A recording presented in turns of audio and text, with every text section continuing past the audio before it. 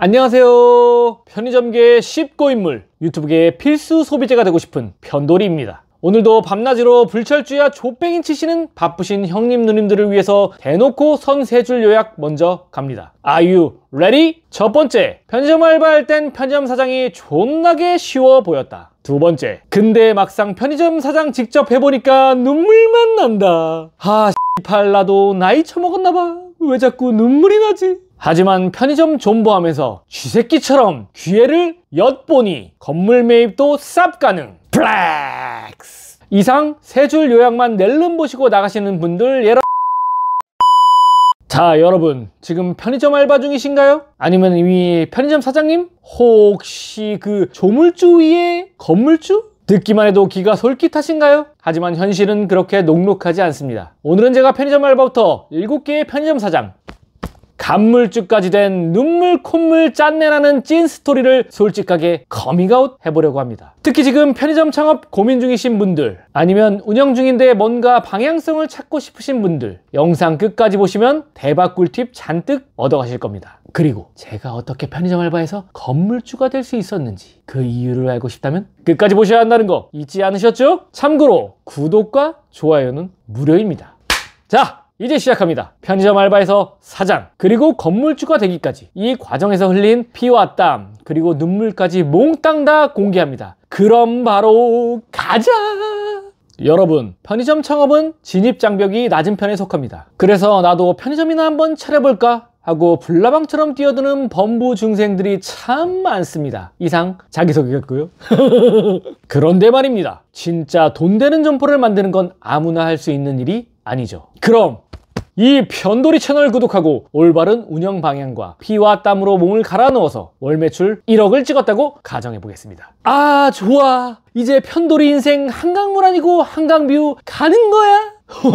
그런데 여기서 잠깐, 먼저 팩트체크 들어갑니다. 매출 1억이 순수익 1억은 아니죠. 본부피, 월세, 인건비, 각종 세금 다 빼고 나면 뭐 그래도 대충 월 1000만 원 이상은 좋게 가져갈 수 있습니다. 매달 통장에 돈이 쌓이니까 기분 째지시죠? 자, 그럼 이 돈으로 뭐 하실 거예요? 에라이 8 비트코인 풀매수 가자! 안 돼!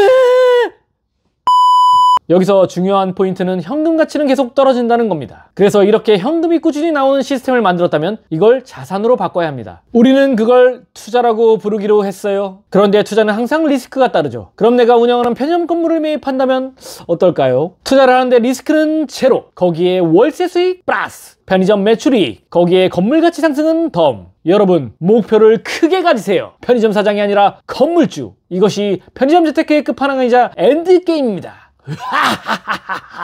그럼 편의점의 끝판왕이 왜 건물주인지 이해가 쉽게 설명을 해보겠습니다. 형님 누님들 요즘 거리를 한번 돌아보세요. 자영업 폐업 100만 시대라고 공실난 상가들이 너무너무 많습니다. 이런 텅 빈 상가들 보면 무슨 생각 드세요? 저 건물주 똥줄 타겠구나. 대출이자는 어쩌냐. 연예인과 건물주 걱정은 하는 거 아니라던데. 그런데 건물주가 세상에서 제일 무서워하는 게 뭘까요? 바로 공실입니다. 엎친 데 덮친 격으로 공실률 증가는 건물 가치의 하락으로도 이어집니다. 공실이 난 건물은 그냥 돈 먹는 시멘트 공구리예요. 게다가 세금 나가고 대출이자 나가고 관리비 나가고 들어오는 돈은 빵원. 이거 뭐 콩팥이라도 하나 팔아야 되나?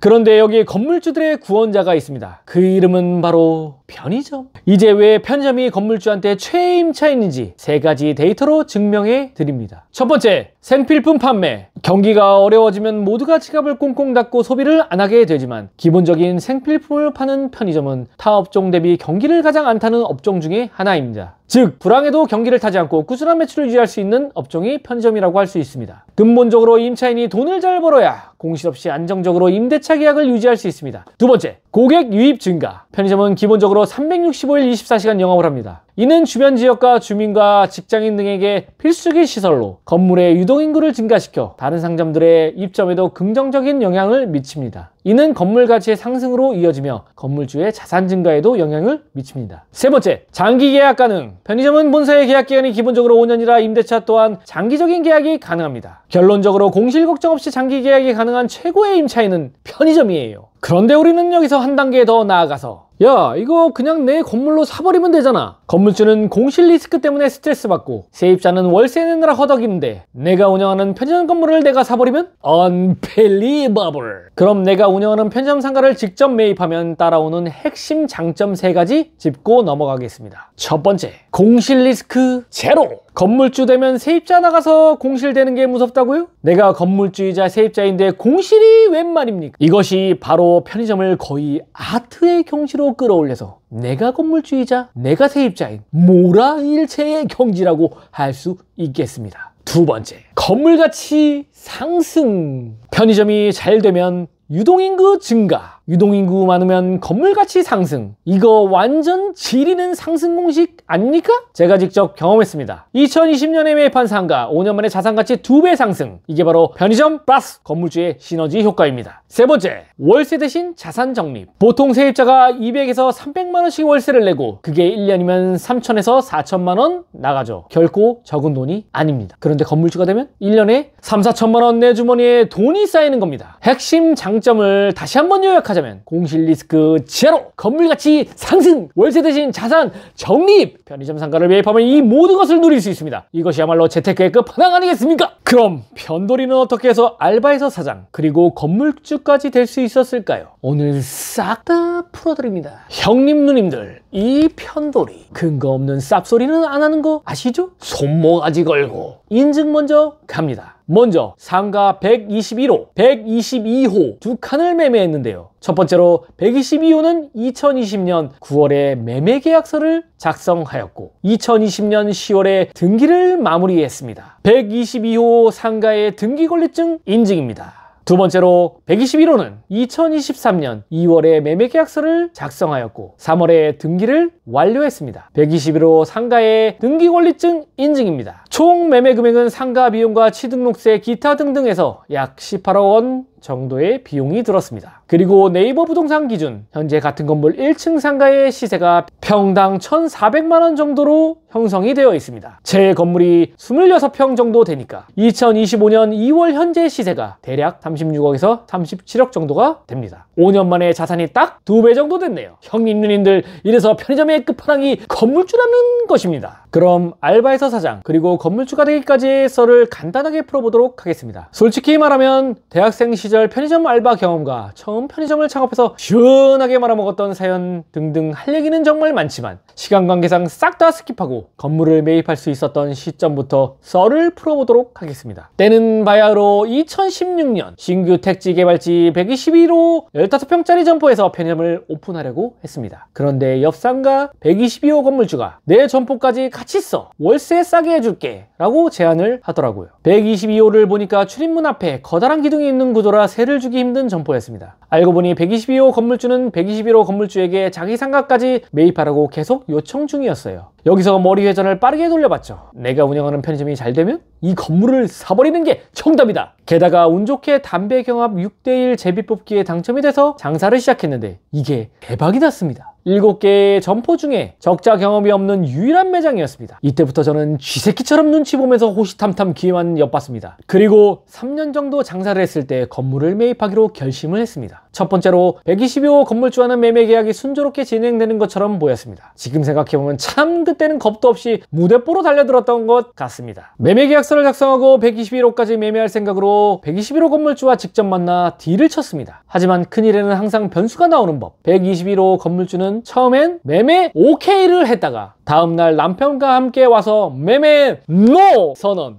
멘붕. 결국 121호는 포기하고 122호만 매매를 진행하였습니다. 이때도 정말 갑작스러운 변수 때문에 매매를 포기하려고 했습니다. 편의점 장사를 2칸 터서 하고 있는 터라 121호와 122호 건물이 분리가 되어 있지 않아 대출이 나오지 않는 것이었습니다.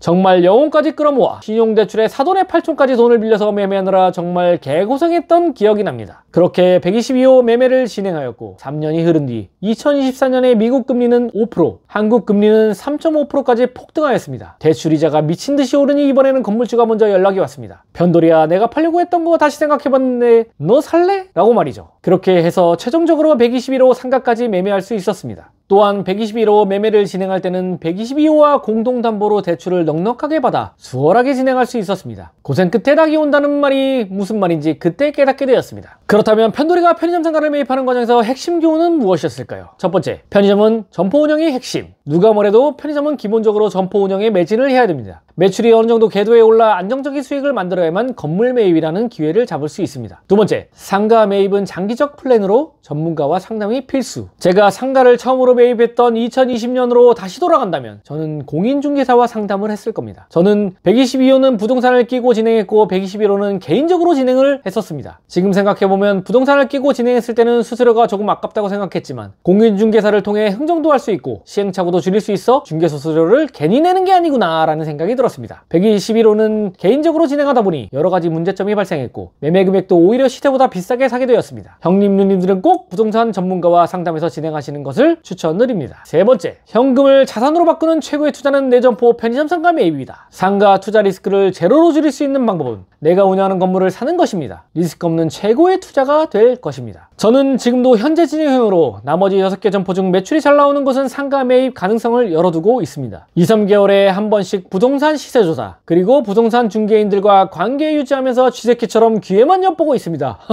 건물 살 기회는 하늘에서 떨어지는 게 아닙니다. 미리 준비한 사람이 조물주 위에 건물주가 될 수 있는 것입니다. 하지만 청개구리 형님 누님들 이런 생각하셨죠? 편의점 운영하면서 건물 살 돈이 어딨냐? 편돌이 너니까 가능한 거 아니냐? 이 새끼가 어디서 약을 팔고 있어? 맞습니다. 편의점 매출에서 20배에서 30%가 수익이라지만 임대료, 인건비, 세금 다 떼고 나면 남는 돈이 아주 크진 않아요. 하지만 중요한 건 크든 작든 돈이 매달 꾸준히 쌓인다는 사실입니다. 그렇게 쌓이는 돈을 어디에 투자하느냐가 바로 승패를 가는 핵심이에요. 우리가 코주부, 코인, 주식, 부동산, 투자 얘기할 때 흔히 하는 말 있잖아요. 100% 확실하고 리스크 0%짜리 투자 상품이 있으면 신용담보 풀대출에 사돈의 8촌 지인 찬스까지 총동원해서 투자한다. 근데 현실은 코주부는 불확실성이 너무 크기 때문에 그렇게 못하는 것뿐이죠. 그런데 말입니다. 여러분이 매달 운영하는 그 편의점 건물은 가장 확실한 투자처입니다. 이미 내가 매달 임대료로 내고 있는 돈이잖아요. 그걸 대출로 바꿔서 이자와 원금을 갚는 구조로 가져가면 돈이 자산으로 변하기 시작합니다. 불확실성을 확 날려버릴 최고의 무기, 내가 운영하는 편의점 상가를 매입하는 것입니다. 쉽게 말하면 월세를 대출이자로 바꾼다. 어차피 내는 월세, 담보대출 풀로 땡겨서 대출이자를 월세라고 생각하고 내면서 원금을 갚아나가면 석세스! 이렇게 5년, 10년 열심히 갚다 보면 자산 가치가 2배 이상 오르게 되어 워렌 버핏 귀빵맹이 후려갈기는 투자의 규제가 되는 건 보너스! 그렇게 달콤한 열매를 맛본 형님 누님들 도파민 치사량 과다 투여돼서 아주 그냥 지려버리실 겁니다. 그리고 편돌이에게 이거에 그렇게 쉬우면 개나 소나 다 하지 않겠냐? 라고 반문하시며 억까하시는 분들께 특별히 사이다 같은 4가지 핵심 전략으로 뚝배기 깨드리겠습니다. 첫 번째, 철저한 자금 계획과 매장 운영에 올인. 두 번째, 기회가 왔을 때 대출 지인 찬스 적극 활용. 세 번째, 안정적인 점포 운영으로 장기 대출 상환. 네 번째, 건물 가치 상승으로 자산 가치 떡상 뻑큐.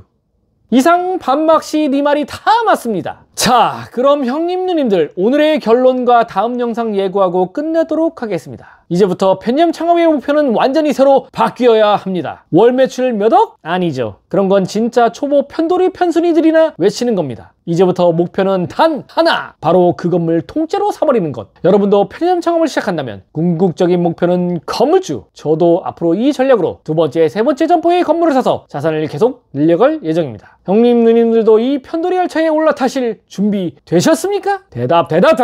미리 준비하고 꾸준히 노력하는 사람이 결국 조물주 위에 건물주가 될 수 있습니다. 이 편돌이도 알바에서 시작해서 점주 그리고 건물주가 되었습니다. 여러분도 충분히 하실 수 있습니다. 지금 당장 편돌이 채널 구독하고 본인의 매장을 점검해보고 초심으로 돌아갑시다. 작은 변화가 큰 성공을 만들어냅니다. 자, 그리고 다음 주엔 편의점 매출과 재고의 상관관계에 대해서 제대로 파헤쳐보겠습니다. 그동안 매장 운영에 설렁설렁한 형님 누님들 다음 영상에서 제대로 팩트 폭행을 할 예정입니다. 나태해진 형님 누님들 뒤지게 팰 예정이니 고소장 준비하시고 시청해주시기 바랍니다. 그럼 오늘 영상 요약.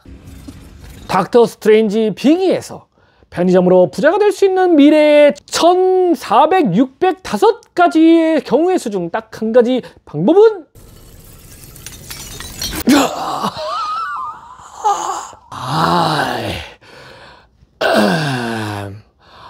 랜드로드맨 끝! 몰랐어요 내 몸을 갈아 넣어야 한다는 걸 그런데 여전히 무려 4년 남았죠.